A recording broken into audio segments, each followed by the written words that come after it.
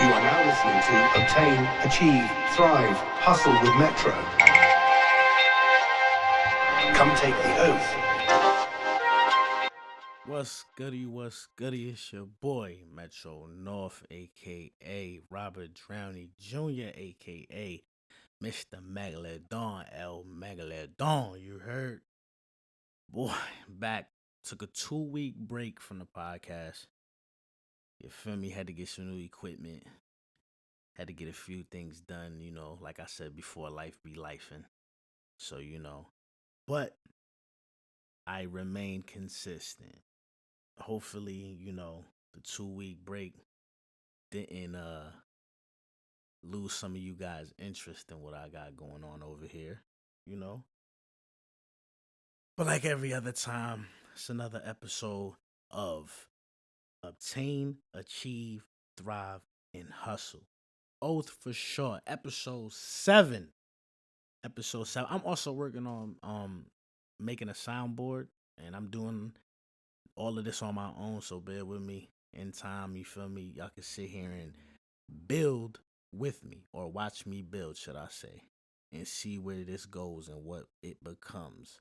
Because I'm praying and hoping, and I'm investing the time to try to get it on a major level. But yeah, man, I hope everyone's doing well. All is well. With me, I got a house to sleep in, clothes on my back, food to chef up every night. We don't do the takeout too much, maybe a Friday or something like that. But today I'm feeling like I've been doing a lot of networking and having these phone conference calls, and I was talking to this is an update on what me and Humble got going on over there at the Lift podcast. So bad news. Yeah, man, bad news. We've decided that we're not gonna move forward with the Lift podcast for now.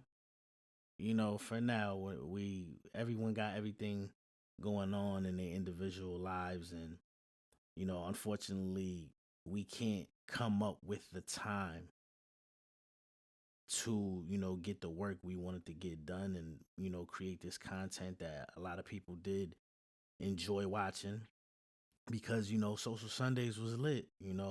um Shout out to everybody that has come through, been a guest, performed, because I feel like what we were doing on our show, not too many podcasts in Connecticut were doing what we were doing. Like, what we had live performances, and interviewed a lot of local people and business owners and entrepreneurs and shit like that.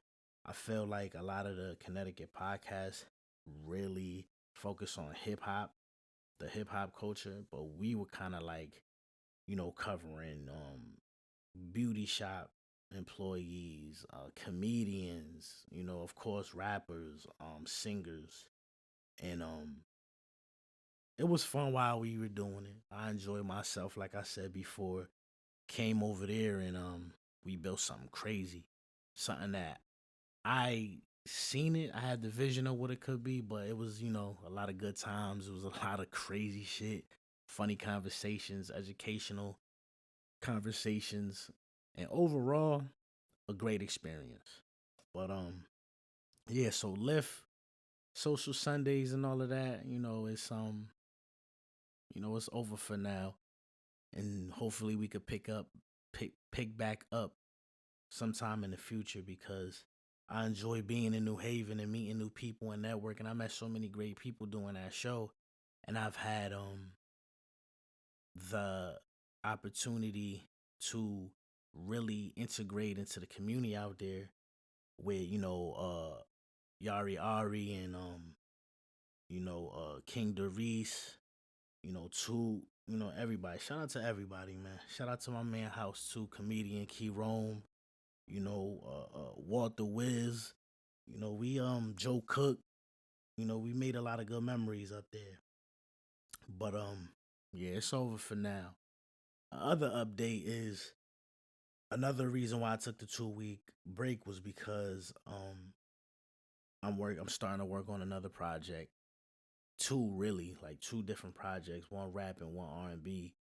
And it's not good to do that because it just kind of gets a little hectic, but I'm managing it because I'm working on my own time in my own studio, my own equipment. I'm the engineer. I'm everything. So real Renaissance me. You know what I mean? Humble Renaissance LLC. You heard? But yeah, got two new projects I'm working on. One of them is gonna be Paradise City Part Two. That's the R&B joint. Been working on a few joints off of that. I feel like people gonna really like it. If you haven't streamed Paradise City, the first one, it's out now on all platforms. You dig? Even Life Changed. You know what I mean? That's my debut album. That took me like damn near 3 years to finish. But both of those projects are out on all platforms. All the singles and everything that I do put out are on YouTube and all as well as all platforms: SoundCloud, Apple Music, iTunes, Spotify, Pandora, Amazon Music, everything you heard. But those are the updates, man. Damn. I just can't get over that lit, you know what I mean? Not doing a lift podcast anymore. It's crazy. But so let's get into this. What I want to talk about today, right? So if you know me, you know that my whole thing is support your local hustlers, and I did say that it was gonna the way I'm gonna start doing it is a little bit different. I'm not just gonna jump out and promote any and everybody. I gotta see what they into and the type of time they on, because I just can't be supporting any and everybody anymore, because a lot of people have hidden intentions, and everybody don't got my best interest, even if it's just a yo, I appreciate your business and I support it, and some people might take that and then turn around and say some fuck shit about you. But what I want to talk about is there's a page. I'm forgetting the page and I don't have it in my notes because I'm an idiot sometimes. But there's a page on Instagram that just started up a few months back, and they talk about like the CT hip hop scene, and they point out a lot of things that's wrong with it. So they have posted like probably a week and a half ago about you know artists not collaborating together as much. Like you see a few people collaborate, but then when you start really listening to the music and then watching them online, you realize that he's only collaborating with his circle or his his friends and shit that he coming up with. They don't kind of reach out into the horizon and collab with somebody from New Haven. If they from Bridgeport, if they from Hartford, they don't collaborate with anybody from Waterbury. And there's a lot of great talent out here and would sound great together if put together the right way. You know, but I ended up commenting under that post, and I commented replying to somebody's comment, and the comment was like, Connecticut artists be focused on getting the New York features and the big features from out of state, thinking that that's going to help them and shit. So I replied by saying something of like, it, getting a feature from like a Dave East or a Jadakiss or a Brillo or a Mano or somebody like that, it gets eyes on you temporarily. You feel me? You might catch the eyes of some blogs, you might catch the eyes of some management companies and stuff like that, but you could only get that momentum for so long before you have to create another record that either equals out to that or something better, if you understand what I'm saying. And I never, like, I really don't have a desire to work with any big people because I do music more of a hobby. A lot of people look at us rapping as like, oh, it's my job. No, it's not your job. It's a hobby. It's a hobby until somebody goes, you know what, I like this music here. Here's some money. Make more of it and keep it coming. I'll give you as much. Until somebody comes and says that, or somebody says, yo, come perform at my venue. I got a bag for you. Come through. It's a hobby. You know what I'm saying? I learned that shit, a while back, because as you get older, you start to realize the older you get, the slimmer your chances are of making it in the rap game, especially if you're not moving out of state and getting into these spaces that you need to be and rubbing elbows with the people you need to rub elbows with. There are some local people out here though who have cosigns and all of that, and their name is, ringing in the industry, but for some reason, some of these guys don't sign, they want to be independent, but they want to do some Master P, 50-50 shit, or, whatever the case may be. I've never been that type, like, yo, I need a 50 feature, I need a Lloyd Banks feature, and I mean, I would do it, especially if I had a good idea for a song, and I'd be like, you know what, he would sound good on it, and if I had the money to do it, of course I'm gonna do it. But that's only gonna get you that popularity for so long. Cause then once you drop that song, that same day you dropping that song, you need to be in the studio trying to make 2 or 3 more songs that are hits. And some people, and the crazy shit is, some people might have these features from these major artists, and the song be trash, or the song just don't hit like how they predicted would hit. I seen somewhere somebody paid what's his name, Finesse 2 times. They pay him a nice little bag, like 30 bands or some shit, and he used a recycled verse. Like shit like that, nah, I ain't with it. But yeah, that shit only gets you that, temporary, that temporary, that temporary little buzz and shit. Unless you just come in with pure heat consecutively, bang, bang, bang, bang, bang, hit after hit. And there are some people out here, I believe, and I feel, that come out with consecutive hits, for real, for real. Like, it's hard to capture certain moments for me to come out with a song that is like a fire song, like I feel is a fire song, if I'm not traveling or I'm not experiencing life. A lot of dudes would just be living this life that they content with, and that's hard because your brain is not working as if you were moving around and having these new experiences and shit. Like, I went to the A last year, right? Had a great week. Stayed out there for like 6 days, 7 days. And I came back and did like 4 songs off just me being out there and being around that energy and being in that city and being around the people that I was around, producers and executives and shit like that. And then just being out there with the gang and experiencing the fun shit, funny shit, laughing, joking, going out to eat, hanging out in the studio, just coming out there to just make memories and have fun. And then bam, I put that shit, on paper and came out with some good songs. But anyways, I also feel like I didn't mention this in my comment, but I also feel like a lot of artists in Connecticut and in other states as well. But when it comes to like that local artist and the politics in it, it be some bullshit. Everybody wants to be around the person who somebody said, oh, they got motion, so then everyone just goes, or they may see that they may have motion. They might be making some bread, making dope videos, coming out with some good songs that's being knocked in the clubs or even on High 97 and shit like that.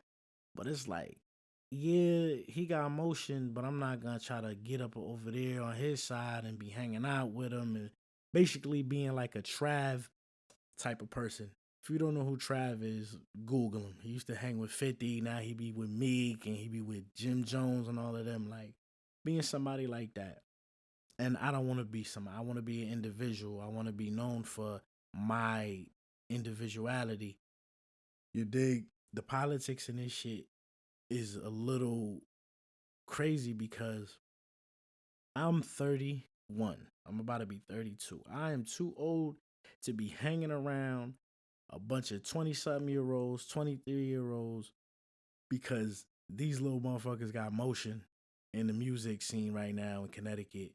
And I'm trying to get in where I fit in and hop on their songs and just be in pictures with them. That's a lot of niggas' problem out here too. A lot of niggas just want to be in videos and pictures to say, oh, yo, go on YouTube and look this up, or go on the gram, you see me and such in the picture together. That shit don't mean nothing.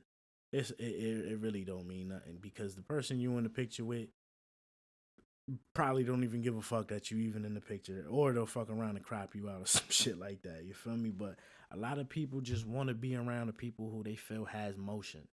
And motion is cool, but it's like, who's really working and working to get to a level where they could bring everybody else with them, or bring the certain people with them who they see are working hard and may not have the resources or the money to get to where they are. So like when people be like, "Oh, such and such," and I mean, he doing this and that. I'm, yo, that shit fire. I real recognize real, my nigga. I see it, but I'm not about to be like, "Yo, let me get your number. Yo, follow me back on the gram. Yo, what you doing next Saturday? Yo, I could pull up with you." You feel me? Sounding like Popsicle from Class Act. Can I hang with y'all? Can I be cool with y'all? Can I slide with y'all? You know what I'm saying? And I also feel like a big feature for an independent artist today is cool, especially like if you could, like with Touch Your Money, and my man Kev did was, they did a song with East, and they shot the video for it too. Now when you have something like that, it, like I said, it gives you that temporary buzz, but the views of that shit are running up because one, it's a good song. Two, Dave East is hot in the streets.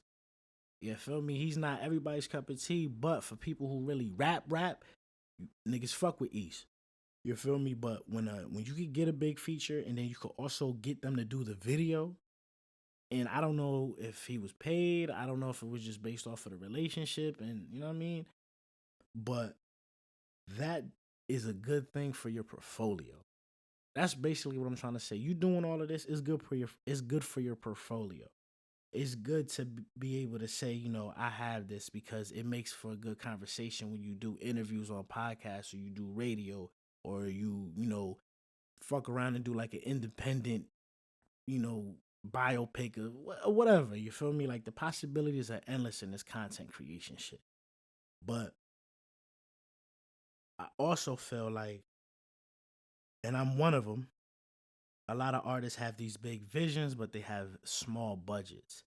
Meaning like, homie wanna do a video, but he wanna do a couple videos for a project that he's working on, but he already done damn near depleted all the money he had for studio time. And he can't afford to get, a SB video shot, or a Play Pat video shot, or a Kev Combs video shot, or a Tim Bryant video film. So it's like, or it could be the other way around. Some niggas might not have a budget for studio time. So now they gotta, record on their phone and or record in a home studio, but then don't have money to pay a goddamn engineer to come mix and master the shit or whatever. But now you could just upload it to DistroKid and they mix that shit and do all this fly shit. So there's ways around all of this shit that is an obstacle for artists and local artists. But a lot of guys don't have the money, you feel me? Or they just, lack the motivation to hustle to get the money. For real. Because if you working, like I said, this rap shit is a hobby, but if you working a full-time job, you could manage to take some some bread from that check and put it into your craft, into your hobby, to make you, look the part that you're trying to play throughout your, through your music. And then another thing with CT artists is, I feel like a lot of artists out here are underdogs. I totally believe 100% that I'm one of them. I feel like I make good music, and not too many people are streaming it. Not too many people, and I'm saying in Connecticut, because when I check my analytics, I got people in Hartford, Canada, South Africa. Shout out to my man Bobo Sway. Sacramento. Puerto Rico, and some of these places I might not even know people. It's just they coming across my music. When you check your analytics, you can also see who Shazams your music. Like, how many Shazams you got. I get a lot of Shazams, and I feel like a lot of people locally in these four corners of the state don't really gravitate towards my music. I don't care. Whoever's gonna come across it, who's gonna fuck with it is gonna fuck with it. I'm not about to force anybody locally or nationally or internationally to fuck with my music. I make music. I make the songs that I make for me.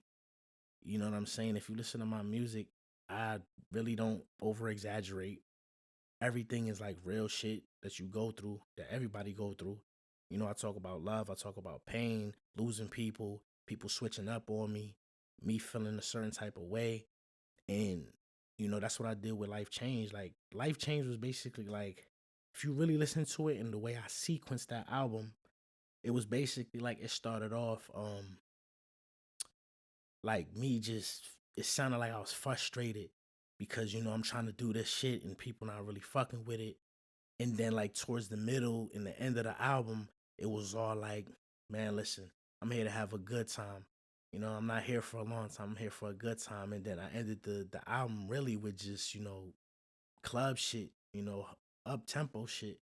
And that's how I feel everyone should do they projects, whether it's a mixtape or an album. You feel me? Like being an underdog, you have to create something that's gonna make people eventually be like, damn, yo, like I'm tight that I wasn't up on him. You feel me? Whether you get signed and blow up or not, you could just be a regular person and just did this shit, like I said, for a hobby and then be like, all right, I'm done. I dropped a few projects for me and mine to listen to amongst ourselves when we kicking back or we at a party. I don't really care if the masses get attracted to my shit. But everyone should put out projects and songs that reflect who they are. A lot of people make these songs and there's no substance. Yeah, it's cool to party, jump up and down, and fucking smack your hips all day, and you know throw up gang signs, but you have to show the human side of you as well. Because being a human, there's multiple emotions and there's multiple sides of you that you know you can put through. You know you can put in your music, and people will understand who you are through your music. So I'm an underdog. I consider myself an underdog, definitely.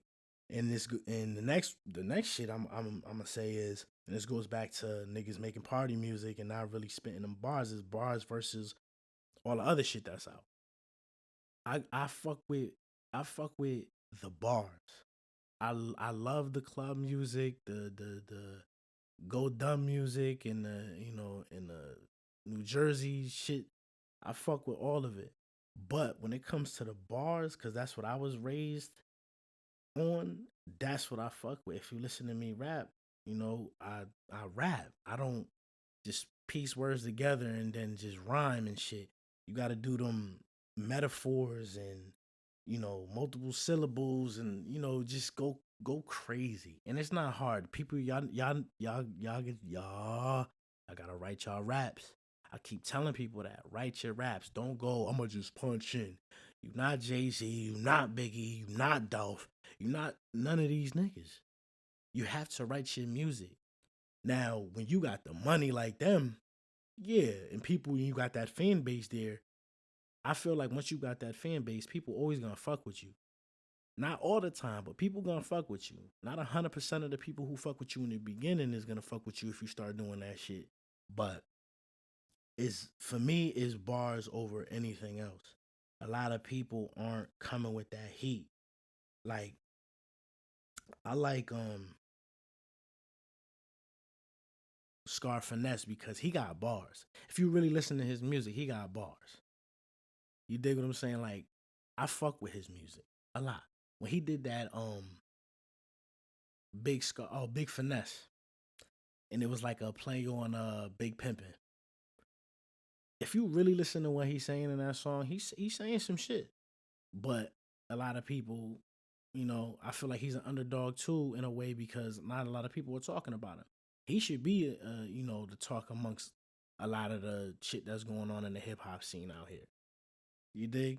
But for me, it's bars over everything. And then what I'm also going to say is you can't just do music, right? So putting out a song is cool, but when you put out a song and then you shoot a video for it, right? And with that video, you also have behind the scenes footage of that video that you put out. And then you do vlogs. And then you do interviews, podcasts. You do all of these streams of content that basically becomes a package with your music. So now people could see you more and get to know you more through not just your music, but through the content you're putting out. I've had these ideas of doing vlogs and all of that since like 2010, 11 when it came to doing music, because I've been doing music since 2009.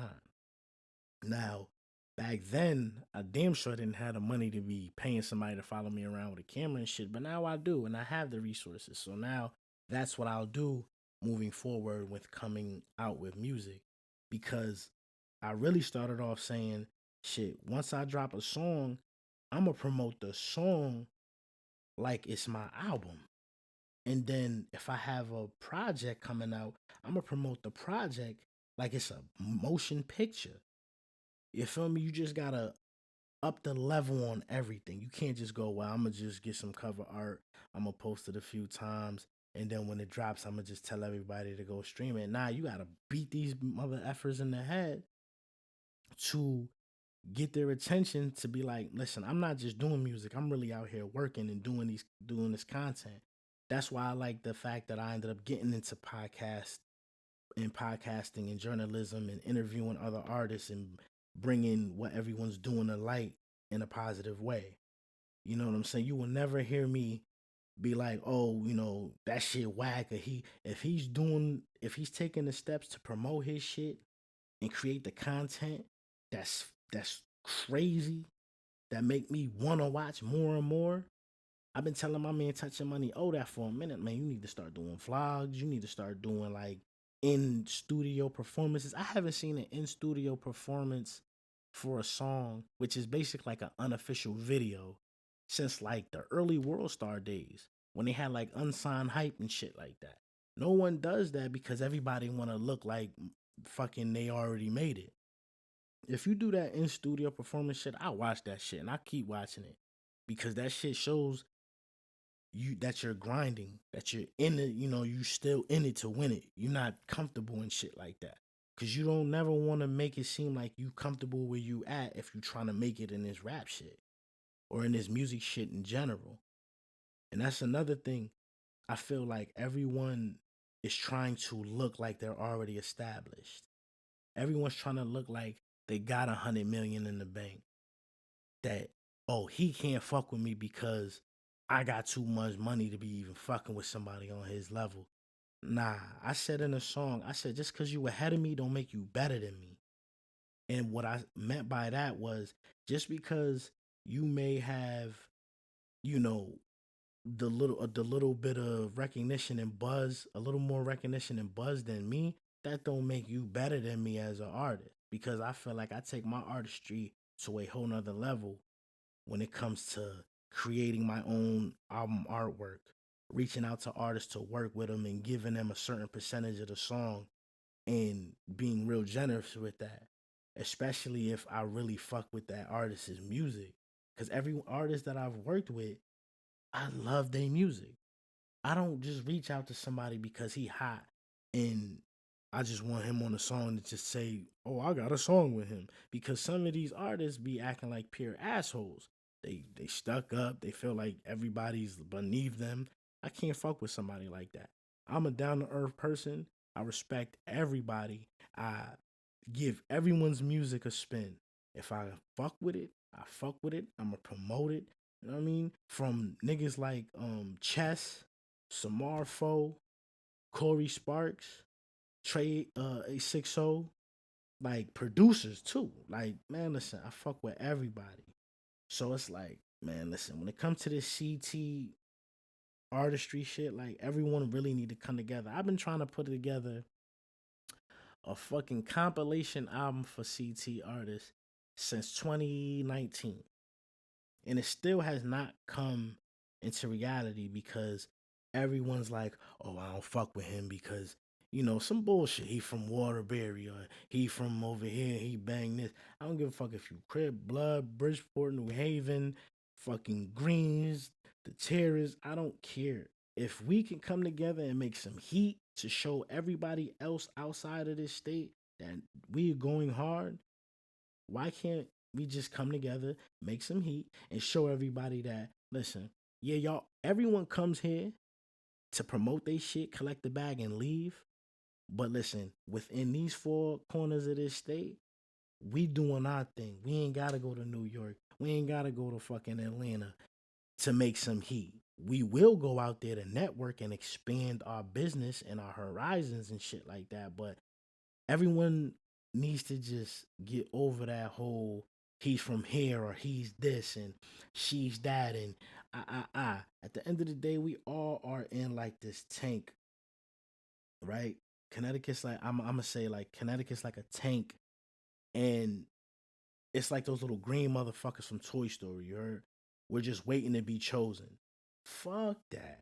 We need to be like, you ever seen like how ants be forming like a bridge and shit like that? We need to be like that when it comes to this music shit. To the point where people are gonna be like, oh shit, yo, them artists in CT really going crazy right now. Cause the few artists we do have that are established, that are known in the industry, it's like once they blow up, I haven't really seen too many of them come back and say, yo, this is, such and such. He from here, I'm gonna take him under my wing and, whatever. They be like, yo, I'm going to LA or some shit like that. I'm going to Atlanta and peace. And then, they come back, they got their relationships with people out here, but it's never really nothing too serious. Fuck that. If I get on, yeah, I'm gonna move out of the state to handle business because you can't be in Connecticut and then traveling to fucking all these different places all the time, especially if you're trying to get to a bag. I'll move out, but I'm gonna always come back and I'm gonna promote these artists. And I'm gonna promote them free of charge. A lot of people be like, yo, I'm doing promo for the low right now. Yo, 2000. I mean, you get a post on my story all day. Nah, I'm gonna post your shit on my page and I'm gonna keep it on my page. I don't delete anything off my page. I'm gonna do that. Hopefully you get some recognition, you could create a buzz, but you also have to put in the work on your end as well. You know what I mean? There really is no such thing as a free ride, you heard? But when it comes to this CT artist, the hip hop scene and the culture, man, like I feel like we just gotta do better. A lot of people gotta get that pride shit up out of here, man. Cause that pride shit is what fucks everybody up. And then having dumbass people on your team as well. You want to have this one dude that you grew up with on your team. You don't know what he's doing when he ain't with you. He could be outside stirring up some shit. Fuck around. You bring him to the club and the people he beefing with or whatever the case may be, they fuck around, light that shit up. Now that's fucking your bag up. Now you blacklisted from performing. Like shit like that, man. I just want everybody to really come together. I really want to do that compilation album though. And when I explain it to a few artists, they like, nigga, you want some DJ Khaled shit. And at the time, Diddy wasn't going through the shit he going through. But they was like, you want some Diddy shit? And I'm like, yeah, but this is on a level where we need this. I don't think I've ever heard of anyone in Connecticut coming out with an album with artists from Hartford, like everywhere, all over Connecticut, because I just don't want to keep saying the major cities that's well known in Connecticut, because these small towns like Torrington and all of that, they got some good artists. Fairhaven or you know what I mean, shit like they got some good artists. Cause I watch a lot of people in Connecticut. You dig what I'm saying? So hopefully, sometime in the future, before I get too goddamn old, we could all come together and create some shit. Because the ideas that I have on in my head, yo, they're ridiculous. They're crazy, and I feel like, and a lot of people talk about, oh, but who gonna put the money up? If we all put 500 up, and it's like 8 of us, man, listen, we could do it. Teamwork make the dream work. You heard? For real. Cause at the end of the day, you have to support your local hustler. You have to. But that's what I really just wanted to say, because when I seen that post, oh, this is another thing about that post when I commented. When I said what I said, no one, no one interacted with that comment except for one person.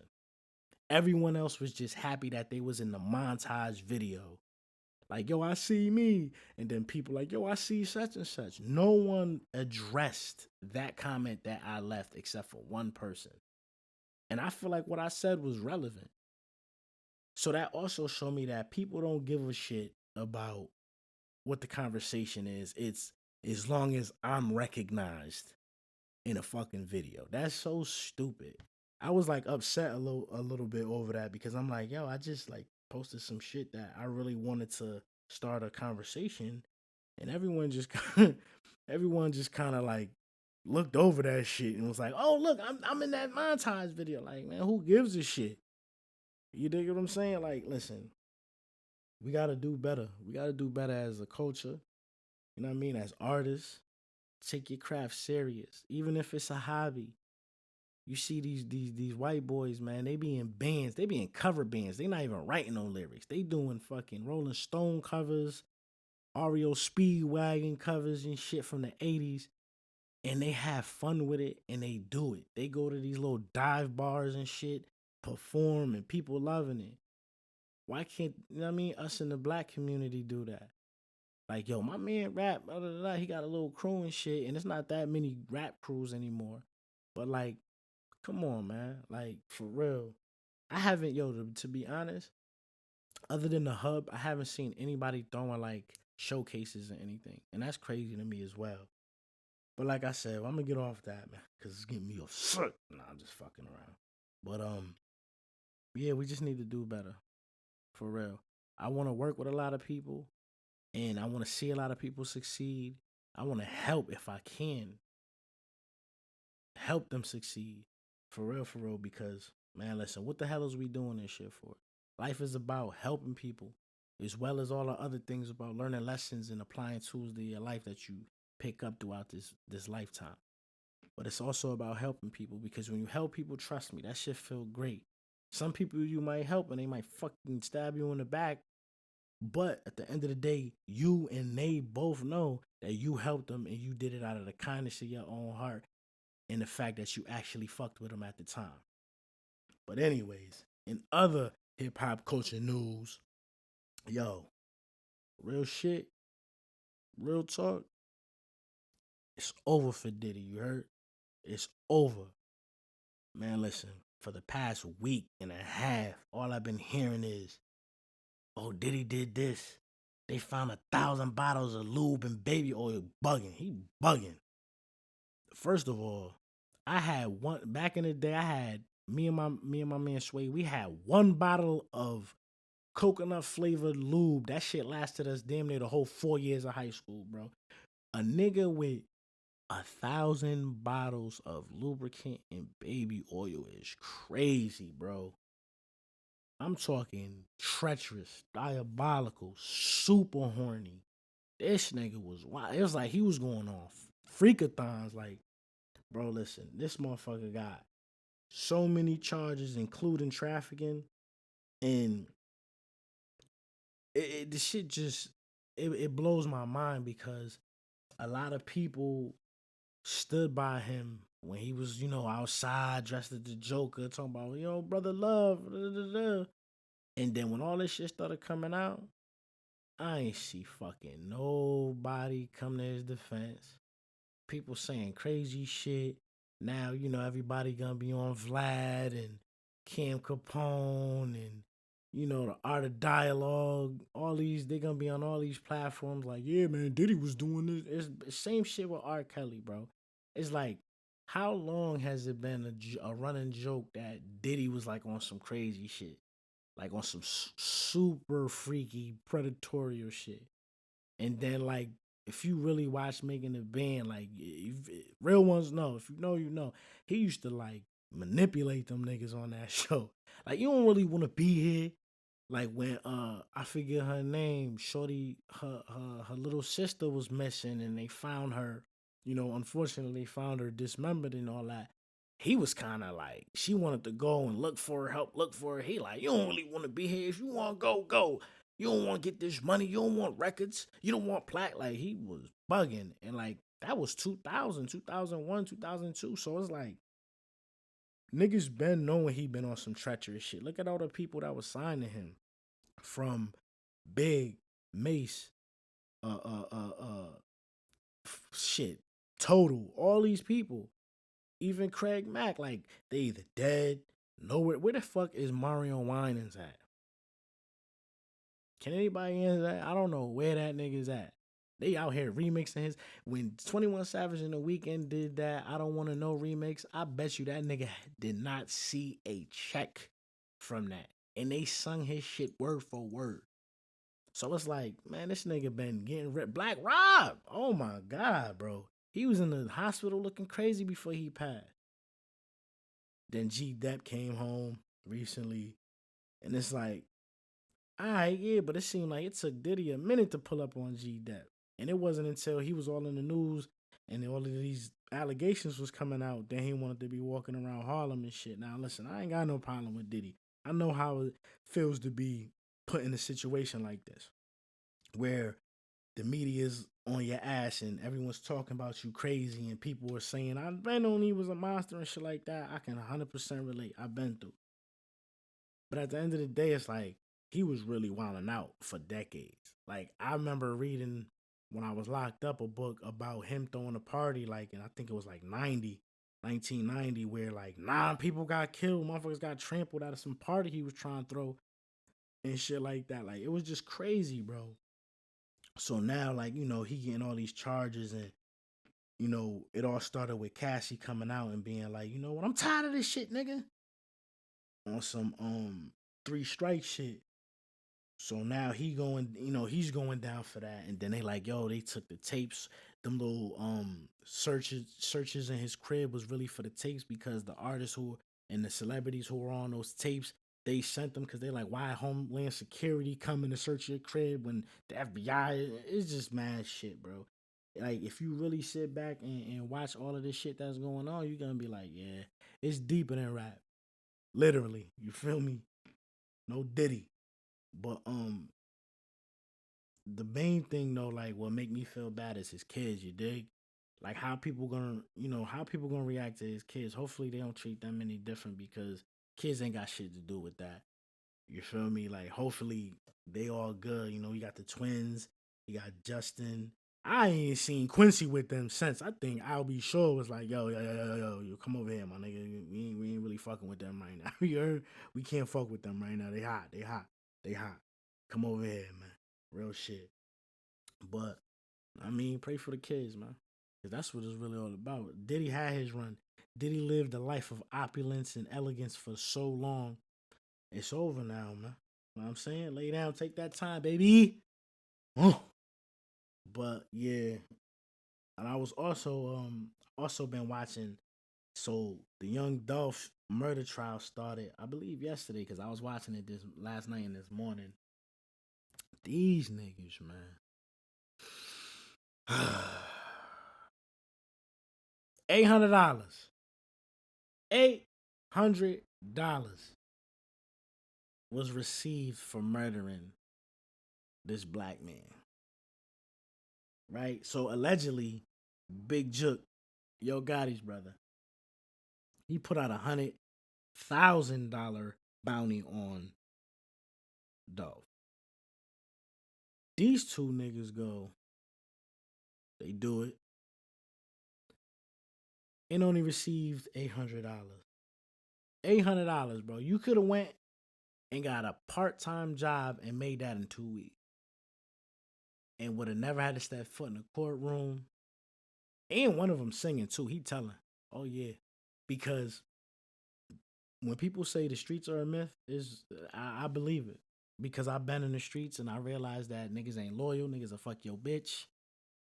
Niggas will not take care of your kids when you go away. If you die, you go to jail. Niggas ain't gonna give a fuck about your family. Real shit. Streets is a myth. These niggas is sitting in that motherfucker thinking every day like, damn, I really killed this nigga for $100,000. Dolph would have probably gave that to him. He would have probably gave that $100,000 to him. If they would have just been like, yo, listen, niggas got money on your head, bro.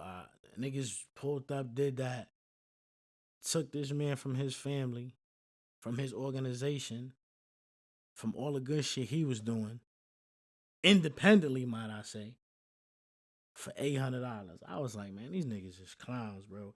I will never put myself in no situation where a nigga tell me, yo, go kill somebody.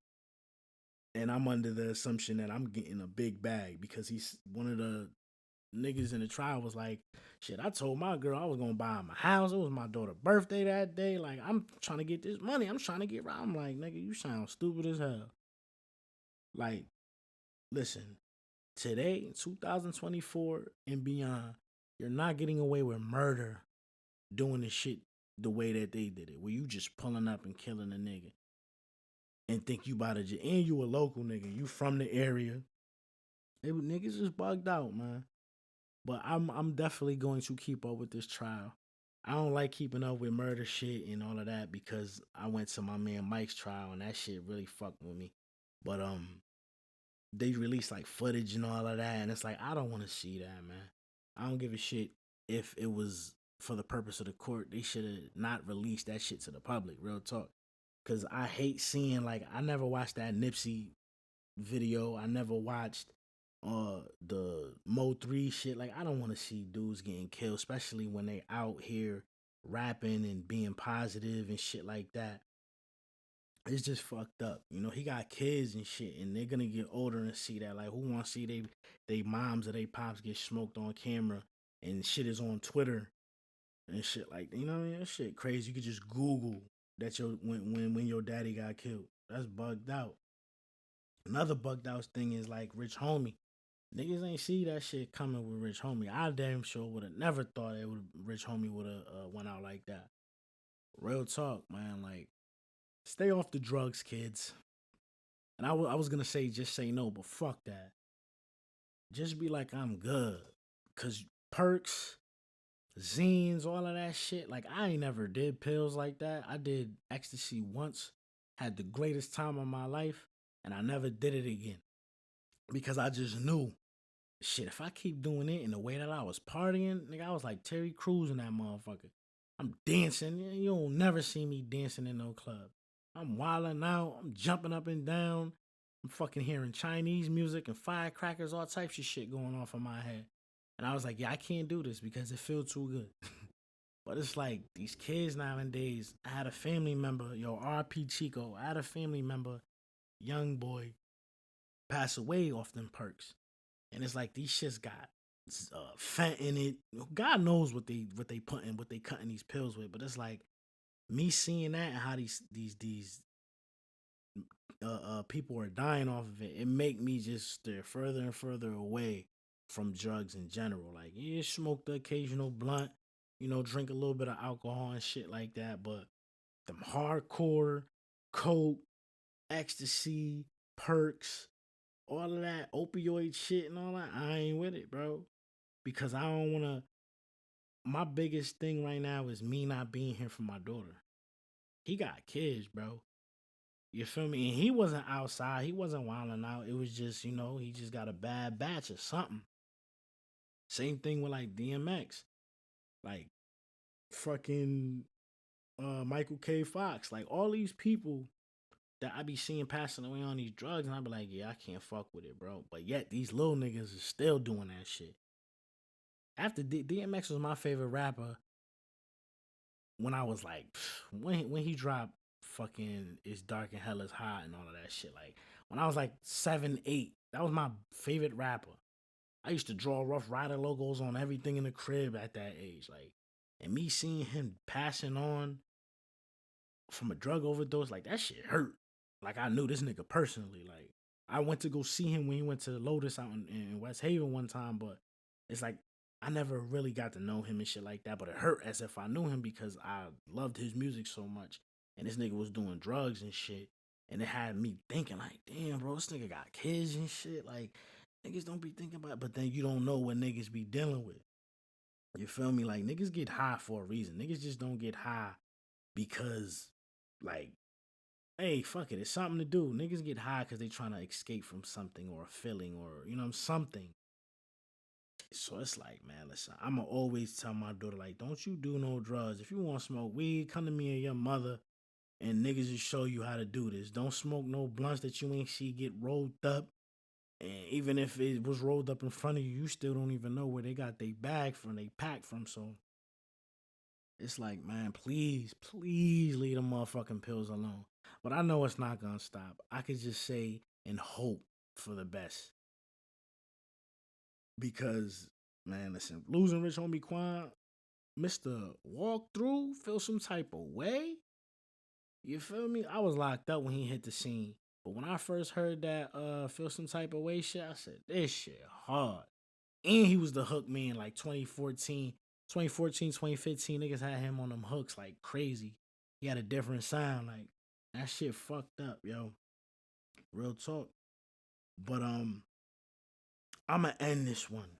Cause I got, other shit to do. Music, fatherhood, laughing, joking, living. You heard? And as always, it's been another episode of O.A.T.H. What we gonna obtain, we gonna achieve, we gonna thrive, and we always gonna hustle. Chip. You are now listening to Obtain, Achieve, Thrive, Hustle with Metro.